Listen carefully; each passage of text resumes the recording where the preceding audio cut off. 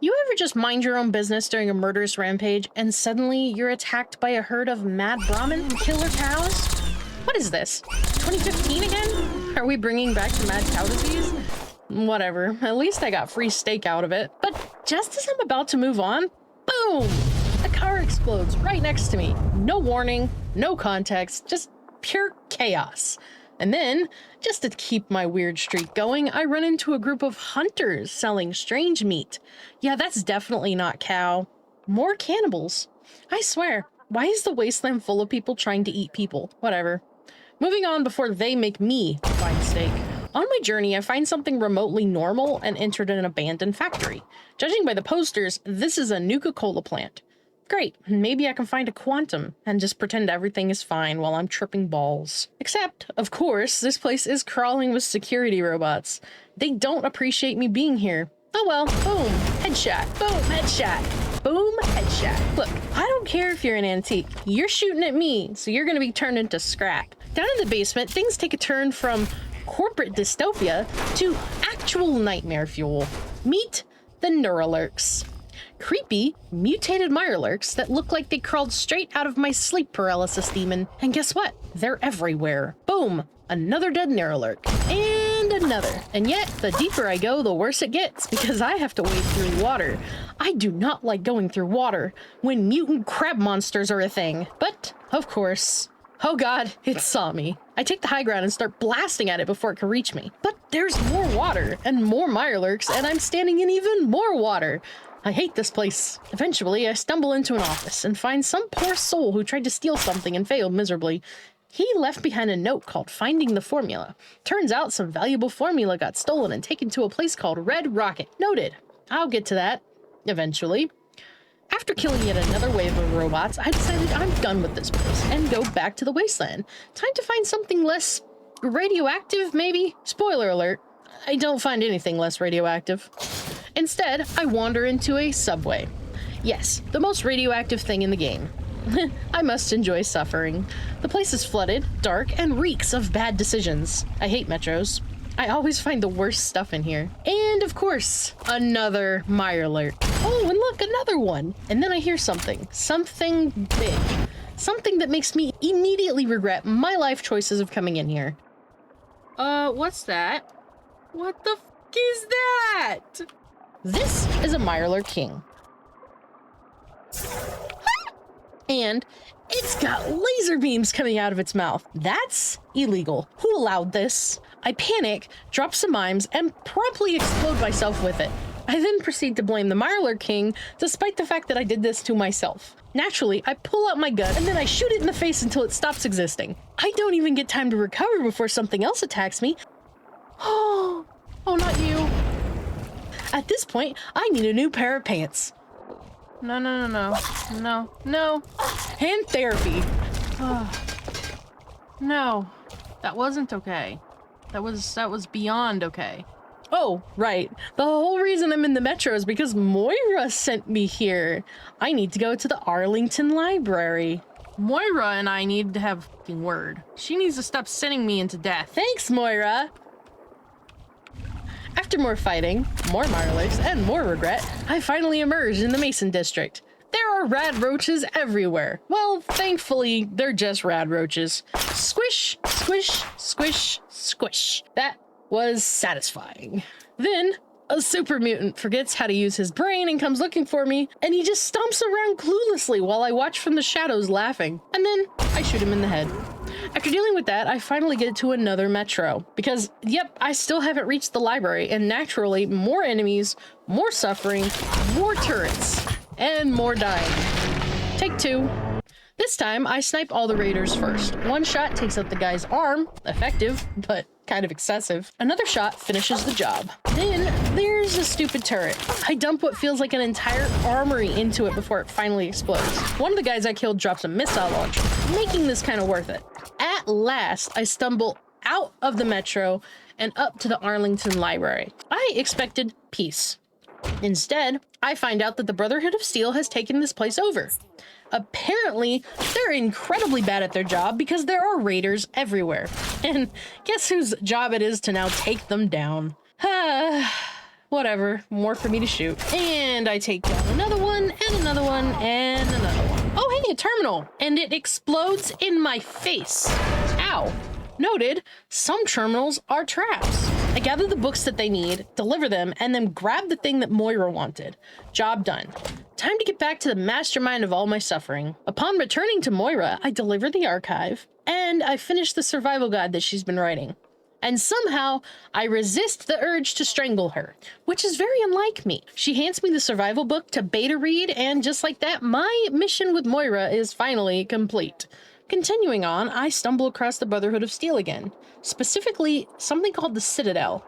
Then I meet Paladin Baal, or Baal, Bool, B-A-E-L. This guy, yeah, he's rude. Apparently, the Brotherhood's whole mission in life is to eradicate super mutants. Fair enough, they're kind of scary, but he also tells me to stay away because I'm a weak little civilian. I try to explain that I've single-handedly slaughtered entire raider gangs, blown up countless mutants, and survived Moira's death experiments, but no dice. He refuses to let me in. Rude. The sentry bot takes personal interest in my kneecaps and tries to take them out with lasers. Meanwhile, a squad of Talon Company mercs decides now is the perfect time to jump me. So, it's me versus killer robots and bloodthirsty mercenaries. Great. I pull back to get a better vantage point because, oh my gosh, they hurt. Seriously, guys, I am but a humble traveler. All right, fine. I take them out one by one and then deal with their stupid turret. Finally, the evil sentry bot that's been throwing grenades at me like some explosive Santa Claus. But in the end, I win. The battlefield is secure, the enemies are dead, and I loot everything. Which means level up. I invest in some lockpicking perks because, well, I'm getting tired of being mocked by this game for not having it. I craft up some bottle cap mines and attempt to build the rocket launcher, but I'm missing something. Guess I'll have to wait on that. I find a door that leads downward. Naturally, I go in. Bad idea. It's really creepy. I don't know what's down here, but my gut is screaming for me to leave. I ignore it and keep going. The first thing I find is raiders, which means boom, launch it time. They explode into loot piñatas, and I take everything valuable. Then, the basement leads even farther down. I'm getting a bad feeling about this. After hacking a terminal, I gained access to what turns out to be a fully stocked armory. I load up on gear and ammo and all kinds of good stuff. With my pockets significantly heavier, I leave, realizing that that was actually the whole purpose of this entire weird underground lair. I meet a shady guy selling me ferry tickets. Do I trust him? No, but I do still buy a ticket. Before setting sail, I find a safe spot to crash for the night because there is no way I'm headed out into an unknown nightmare without a good night's sleep. The next morning, the ferry arrives at Point Lookout. The first thing I see on the shore is a creepy guy that looks like he's part of an abandoned circus. Fantastic. I hate clowns.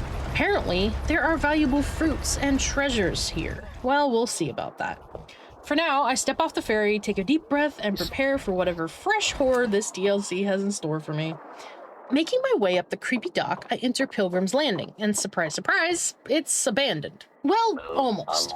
There's a few robots milling around here and there, and there's a dead smuggler lying nearby. I looted the corpse, wondering what they're smuggling, and you know what? Never mind, I don't want to know. Exploring further, I get jumped by the usual wasteland vermin. Rats, wild dogs, they all go down easy enough. Then I come across an abandoned motel.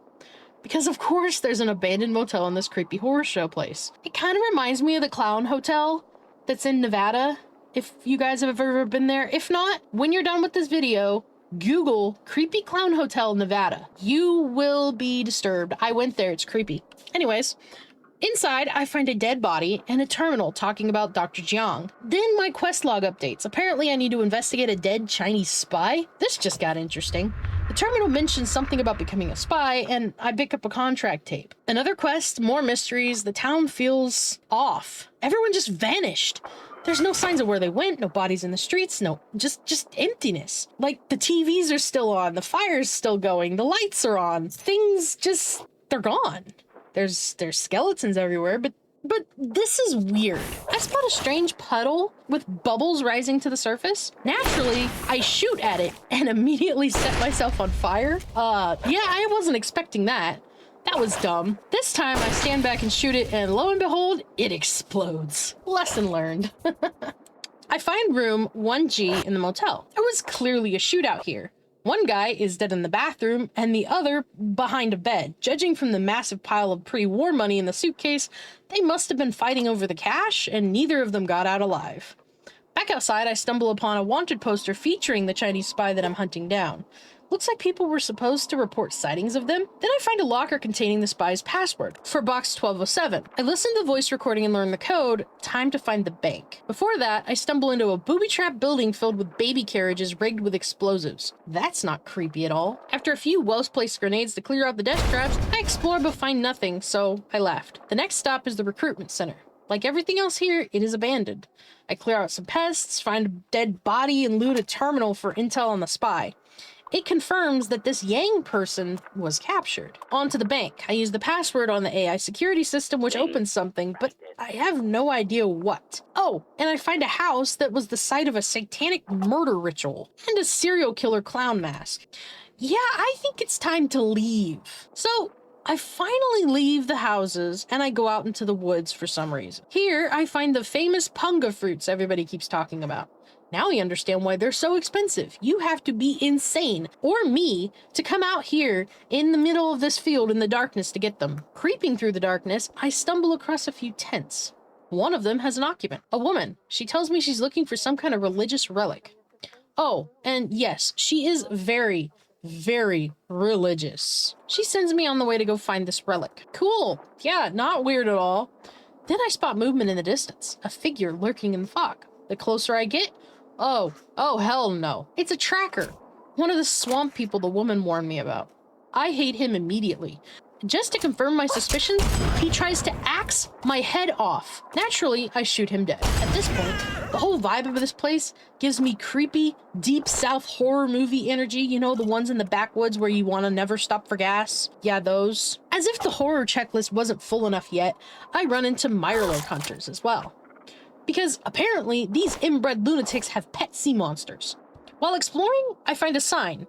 Welcome to 1612. The place was discovered by John Smith. Wait, the Pocahontas guy? I have questions. Whatever, moving on. I push forward and, oh, great, another horror movie trope. Heads on spikes and dolls hanging from the ceiling. The overwhelming sensation that I should turn around and leave is so high. I assume this place is abandoned because that would make sense. So I step inside. It's not abandoned. Meet Obadiah, the creepiest old man I've ever met. The big mistake. This guy has a creepy vibe. Yeah, I'm definitely in the South. He claims that this is his house. Sure, buddy. Totally normal decor. Because this is my life now, he asked me to retrieve something for him, but he'll pay me. Mysterious. I accept the job because caps are rare, and I leave. Just as the religious lady walks up to me, she warns me not to give him the item he's looking for. Says it's dangerous. She wants me to bring it to her instead. The problem is, she won't be paying me. So now I have a choice. Do I want money or do I want to be a good person in my life? Well, I'll think about it. Time to take a break from horror and get back to my original mission, which was to try to find this Chinese spy. Returning to the safe deposit box, I play a recording.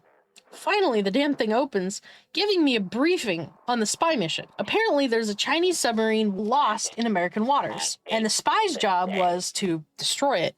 The problem is, everyone who was supposed to do that is now dead, which means now, apparently, I have to do that? I don't know why. Well, it's not because I care about the mission, but screw the Enclave. Time to blow up a submarine. I headed toward the marked location, and on the way, I found more angry inbred swamp weirdos, more unhinged axe murderers, and more proof that I should leave. But I find a mansion. Rich people apocalypse bunker type mansion. And the mansion starts talking to me. A voice on the intercom tells me to come inside. I am deeply concerned. But obviously I do it anyway. The second I step in, I'm immediately thrown into a firefight. But not against the mansion owner, because he's fighting. After the battle ends, his dogs come up to say hi to me. And then I meet Desmond, a grumpy old ghoul with a lot of ammo. Former spy, former rich guy, current asshole. He tells me to help him fend off the tribals. In exchange, a ton of ammo and explosives. Who am I to say no? Except for the part where the tribals are pretty terrifying and they sprint at me like drugged up lunatics screaming the whole time. Naturally, I panic and die. Take 2, take 3, take 5. Okay, well, I set up bombs and I blow them up and I still die. 6 times the charm? Nope. How about 7? Nope, not happening. This time I'm ready and start headshotting these freaks one by one. Desmond yells at me to seal up the doors. I spot a red tank and blow it up and boom, problem solved. Or so I thought. As I head back to Desmond, I fall through the floor. Ow! And now I'm trapped in the creepy basement. I find myself in what looks like a wine cellar and there's banging on a nearby door. Before I can react, it bursts open and great, more hostile lunatics. I ignored them for now and push forward, but immediately get ambushed and I'm dead again. I don't know what take I'm on, but this time I stare down the door as they beat it and they don't come through. I inch closer and boom! I fight them off, end the main guy, sneak around to reposition and kill even more. Eventually, I make my way back upstairs, and then I find a weak spot in the mansion and I blow that one up. Desmond is thankful, but he's still a grumpy old man. At least he finally tells me to go figure out why these tribals were after him in the first place, because we're both confused about that one. And I leveled up and got my lockpicking to 90, got more endurance, and now I'm feeling like a god. Time to solve spy mysteries again. So, back to my original mission. I need to figure out who the Chinese spy was and what they were up to. Unfortunately, this means swimming. Thankfully, the water is not that deep, so I don't immediately regret my choices. But then comes the grilled fireworks. Going even deeper, I search for this sunken sub I'm supposed to find. Instead, I find a smuggler and a bunch of loot. Okay, I head up the lighthouse to see what's there. Nothing. Time to keep moving. I push deeper in the swamp and, more inbred swamp freaks. And a house. Inside, a man. A glitched man. The lighting bugged out, so he looks like he's a living shadow. Not unsettling at all. He doesn't look very useful, so I leave. While looting, I turn back to the other side of the bridge and get rushed by swamp inbreds. One of them looks like Golem. I put it out of its misery and move on. I find a house, and a woman asks me to make mead for her. She's lying about being sick, and she's just an alcoholic. Fine, lady, I'll bring you some booze. I get it for her, and now she wants whiskey. Yeah, totally not an alcoholic. Then she asks for even more stuff, so I grab it and stop by Haley's house because apparently what I needed was there. After waiting long enough for the whiskey to be ready, she's suddenly healed. Yep, definitely just an alcoholic. At least she gives me money and sends me on my way. Apparently, there are swamp ghouls and smugglers everywhere. Nearby, a weird church gives me a quest to retrieve some sacred seeds, and I find a grave with human flesh inside. Yummy. Yeah, no, I'll pass on that. Pushing even deeper into the swamp, I stumble into an abandoned military base, except it's not abandoned. It's overrun by swamp ghouls, feral ghouls, and my growing regret of entering. I explore the creepy facility and find out it's a morgue, and I wasn't comfortable. But I did find Yang's body. The Chinese spy I was tracking? Yeah, he didn't make it. Near his corpse, I find a tooth with instructions on how to activate the submarine. Wait, what? Good thing they didn't throw his body into the incinerator. With my mission updated, I stepped outside and immediately get attacked by everything. Smugglers, ghouls, God himself probably, robots, God, I don't even know what's left. I barely make it to the bunker and heal and steal everything inside. More dead bodies, no survivors. Seems like a battle happened here and anyone who did survive left in a hurry. Back outside, more enemies, back inside, more corpses. Torture rooms, more loot, and eventually, I just sleep off my injuries. Then I head out and kill all the security robots and finally leave. Then I went back to the sub site. I have no idea why I'm doing this, but I swim up to the sunken submarine, dive inside, and set it to explode. Boom! Well, that's that, I guess. Back at the motel, I confirm the explosion via computer, and it tells me to retrieve something from a toilet. Gross. I get the thing, and it's some kind of glasses to read a code. The computer now says the newfound codes are the access to a secret spy bunker. Interesting. Back in the mansion, I find a garden with weird symbols. As I start pressing them in the right order, a secret door opens up on the floor. Inside, a bunker full of loot, weapons, armor, gold, the adrenaline rush of unlocking hidden rewards, and overwhelmed with pure greed, I keep going. And eventually it brings me face to face with a robot. So I activate a switch, and more loot. Nice! Also, a computer terminal. I gather up all my shiny toys ready to leave until I notice blood. Well, I ignore it because loot is more important than concerning bloodstains. I access the terminal and, wait a second, Ah, shit, I'm trapped. I was double-crossed by someone I don't even know. Great. I need to hack my way out of here before I suffocate. Emergency escape mode engaged. Brain failing. Science skill not high enough. Mentats to the rescue. With my temporary IQ boost, I barely reach the 71 science required to hack the door. I break out just in time, looting everything I can on the way out. I may have almost died, but hey, at least I'm rich now. Next stop, a basement. It's dark, it's gross, and it smells like regret. Oh, hey, look, that weird book. Isn't that what the creepy guy wanted? Yep, Krivbekne. I grabbed it, get attacked on the way out, and introduced them to my flamethrower. Burn, baby, burn! Now, it's the next day. I decided to return the book and get paid. But I follow Obadiah, and what do I find? He's doing weird things in the basement with a dead body. Oh yes, necromancy. Ha! The religious lady was right. I head back to tell her, except for plot twist, she's dead. Someone wrote "Die Thief" on the tent next to her body. What the hell? Who killed her? Will I ever find out? Maybe, maybe not. What do I know? The ferryman is definitely shady, but the religious lady, she never got the chance to explain who was after her. Well, I take all her stuff and leave. I return to Obadiah, and I murder him. No more necromantic nonsense for you, old man. Then, I steal back the Krivbekne because I don't trust anyone with this cursed thing. There's still one place I need to check out in the swamp. I was told about it, so I need to go find it. I stumble upon a garden of punga fruit, guarded by swamp freaks. No naturally that killed me. Then, I steal every single plant because I'm an opportunist. Now, I'm searching for seeds I was sent here to collect, and eventually I find a weird door and head in. Inside, more gross, murky water, and another door. I open it. Mirelurks, and more Mirelurks. Mirelurk, and then a Mirelurk hunter. I fight through them all, avoid stepping in the disgusting water too much, but I fail. More traps, more swamp lurks, and eventually, I finally find the sacred plant.